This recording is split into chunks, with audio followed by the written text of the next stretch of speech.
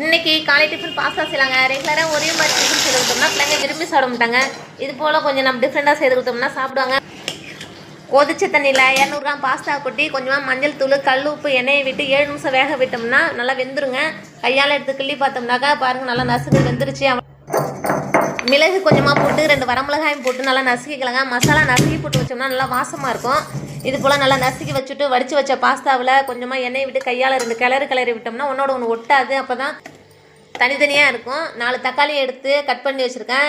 அதை நல்லா விழுதாக்கிக்கலாம். கொஞ்சமாக வானலில் எண்ணெயை ஊற்றி 8 பல்லு பூண்டு எடுத்து நைஸாக கட் பண்ணி வச்சுருக்காங்க. அது நல்லா வதங்கணும். வதங்கினா தான் நல்லா வாசமாக இருக்கும், நல்லா டேஸ்ட்டும் கிடைக்கும்.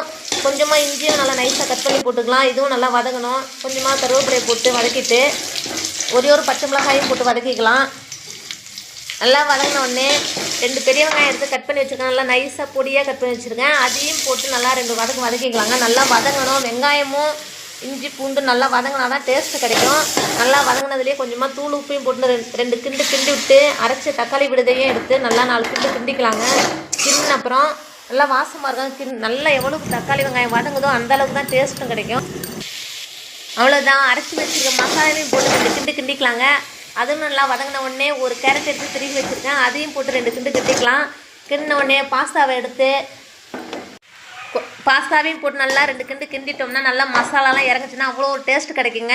கொஞ்சமாக கொத்தமல்லி இலையை போட்டு இறக்கி வச்சு சாப்பிட்டா காலை டிஃபன் ரெடி ஆகிடுச்சு. எனக்கு நேற்று வச்ச புளிக்குழம்பு இருக்குங்க, வாழைப்பூ புளிக்குழம்பு. பழைய சாதத்துக்கு தயிருக்கு வாழைப்பூ புளிக்குழம்பு அவ்வளோ ஒரு டேஸ்ட்டாக இருக்கும். பிள்ளைங்களுக்கு பிடிச்சது செய்து கொடுத்து நமக்கு பிடிச்ச சாப்பாட்டே நம்ம சாப்பிட்டுக்கலாம். அதுக்காக வேண்டி ரெகுலராக செய்து கொடுக்கக்கூடாது, என்றைக்காக ஒரு நாள் தான் செய்து கொடுக்கணும்.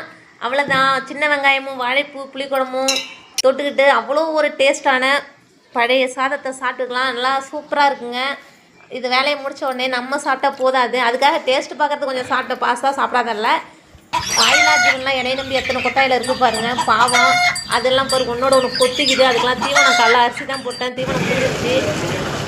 இது போல் கோழி ஆடு மாடியெல்லாம் வளர்க்குறது உங்களுக்கு பிடிக்கும்னாங்க ஒரு லைக் பண்ணி சப்ஸ்கிரைப் பண்ணுங்கள். உங்களுக்கு கோழி வளர்க்கணும் நம்பருக்கு கான்டாக்ட் பண்ணி கோழி வாங்கிக்கலாம். அவ்வளோதான். வந்தாச்சு வண்டிக்கு. கம்பு எவ்வளோ? 25 கிலோ 680 வேற என்ன? அவ்வளோதான். கம்பு வாங்கியாச்சுங்க. அவ்வளோதான். வாயிலாச்சுன்னு நம்மள எவ்வளோ பசுவோட கிடக்குது பாவம். களி கொத்திக்குது. ஏதோ உங்களுக்கு பிடிச்சிருந்தா ஒரு லைக் பண்ணி சப்ஸ்கிரைப் பண்ணுங்க. அவ்வளோதான்.